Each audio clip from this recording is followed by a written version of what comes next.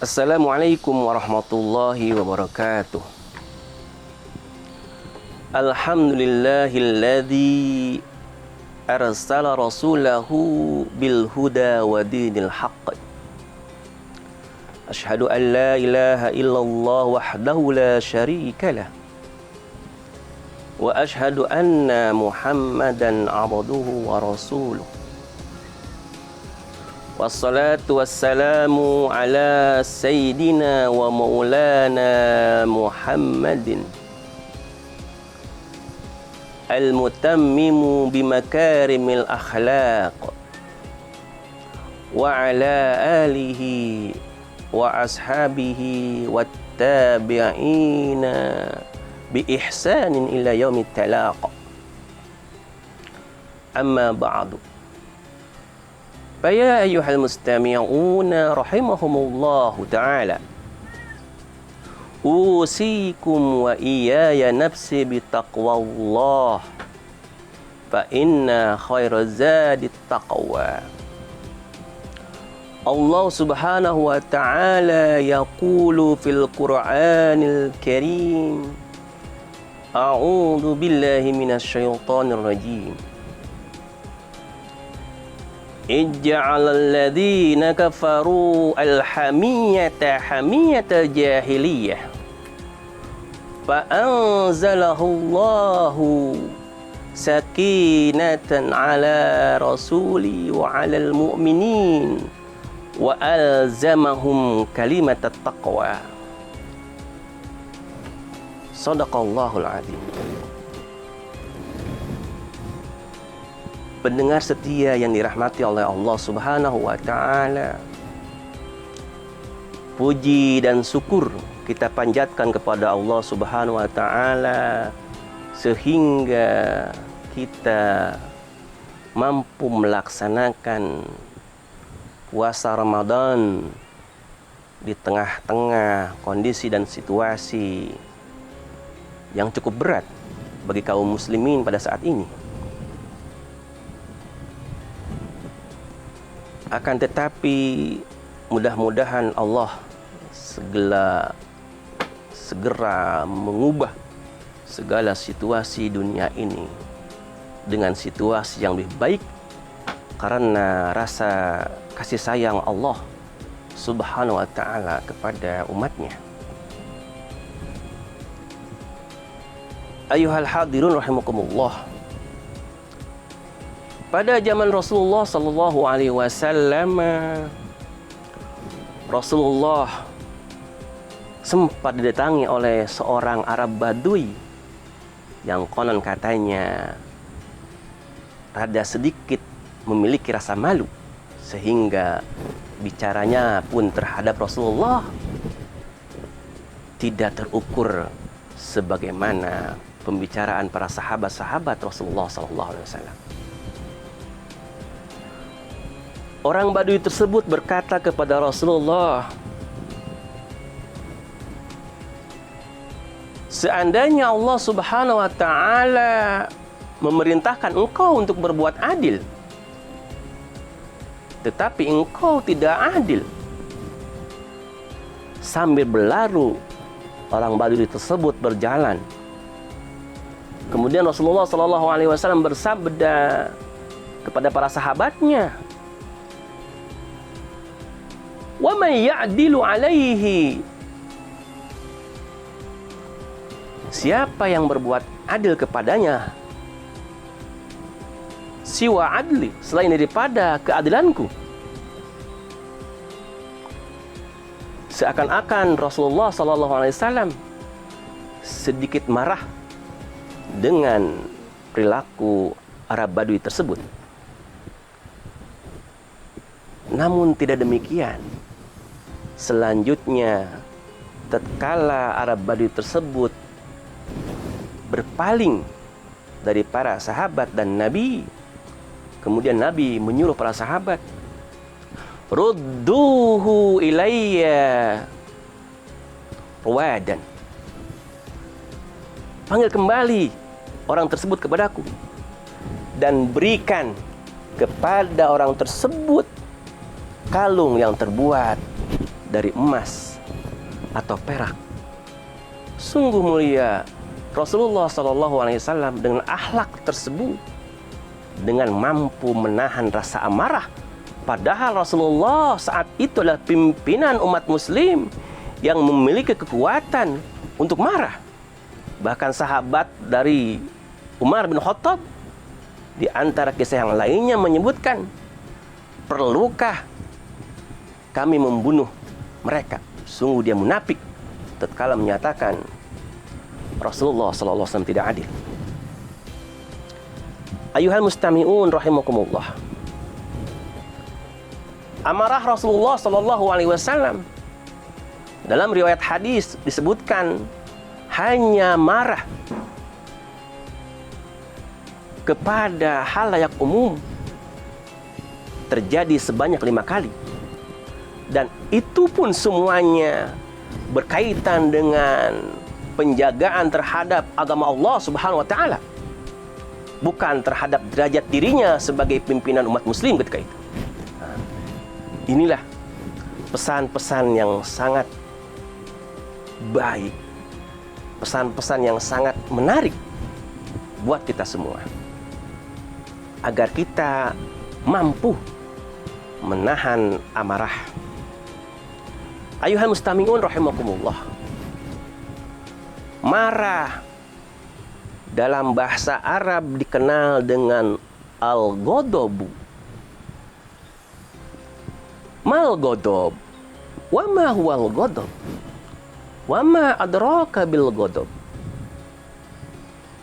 Al-ghadabu huwa sya'latun narin min narillahil muqadatil lati tattali'u 'alal afidah. Marah adalah bara api yang diambil dari api neraka Allah Subhanahu wa taala yang menyala sehingga mampu memasuki ke dalam hati. Jadi amarah ini adalah merupakan api yang menempel pada hati kita. Maka dengan sifat api yang muncul dalam hati kita, tak pelak lagi terdapat perubahan-perubahan fisik ketika seseorang marah. Dia akan memerah wajahnya,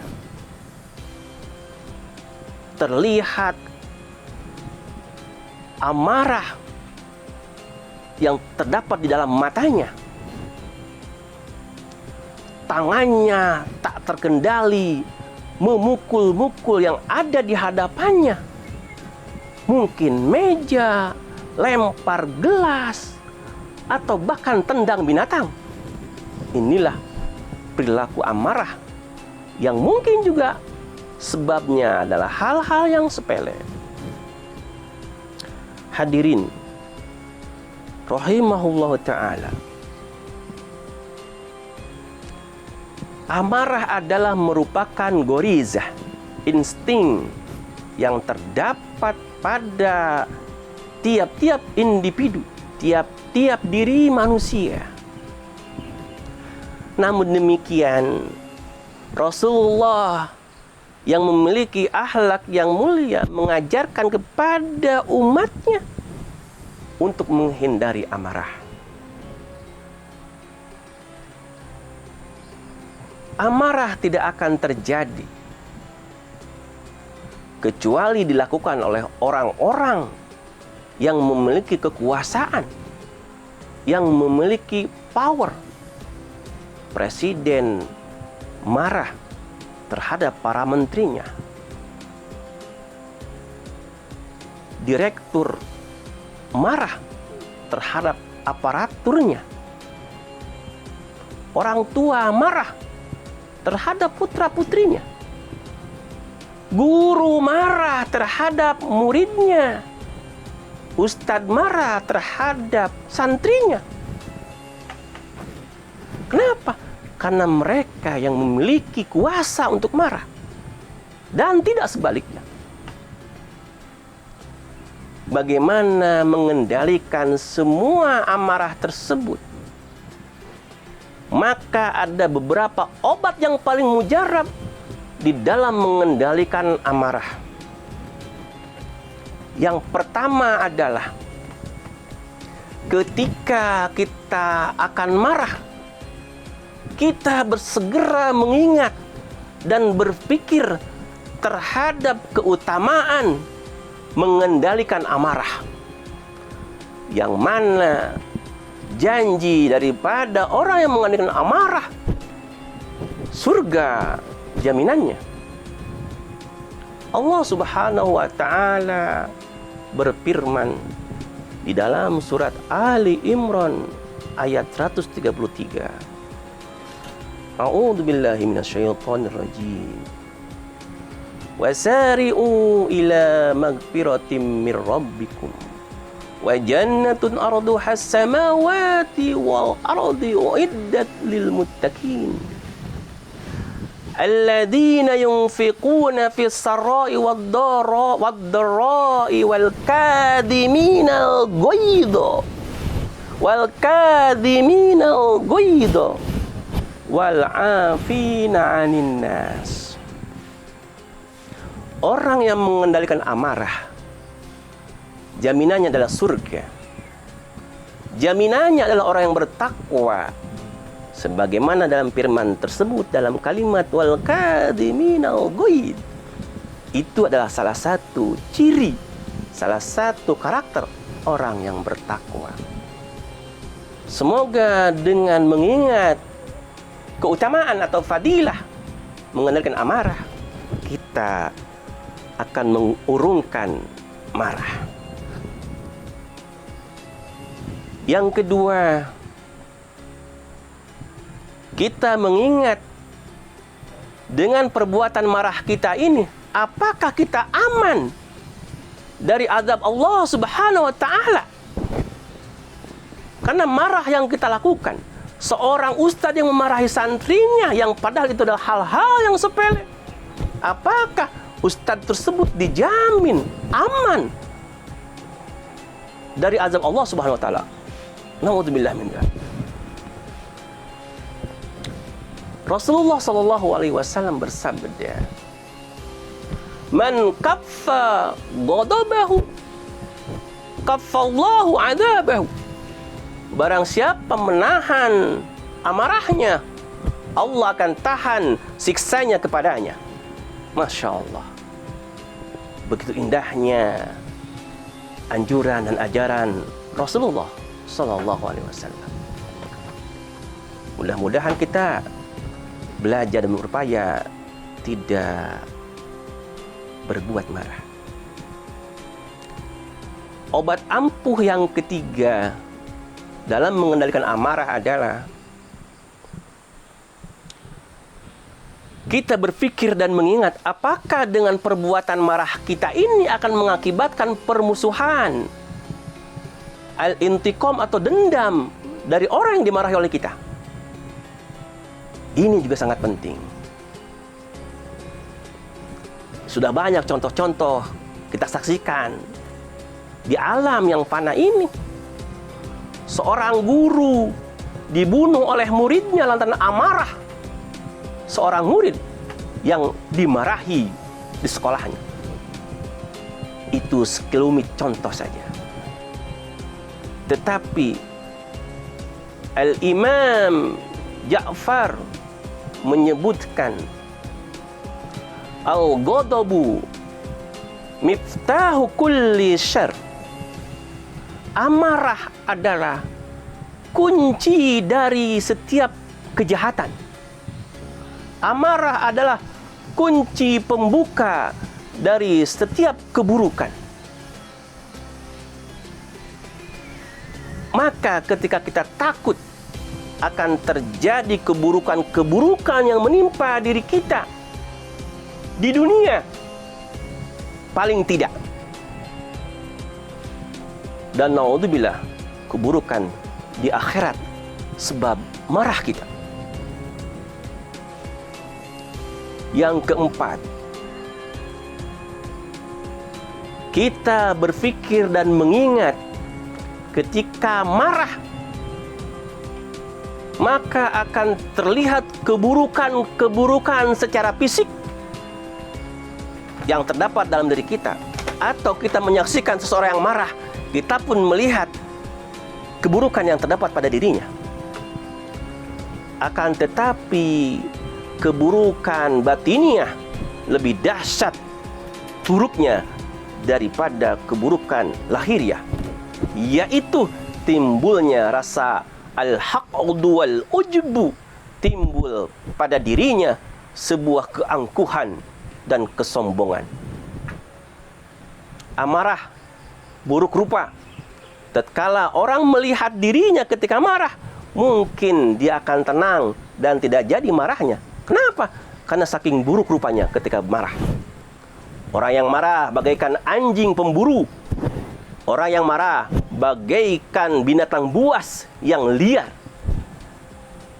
Tetapi ketika orang mengendalikan amarahnya, maka dia akan mencontoh sifat-sifat yang dilakukan oleh Rasulullah sallallahu alaihi wasallam.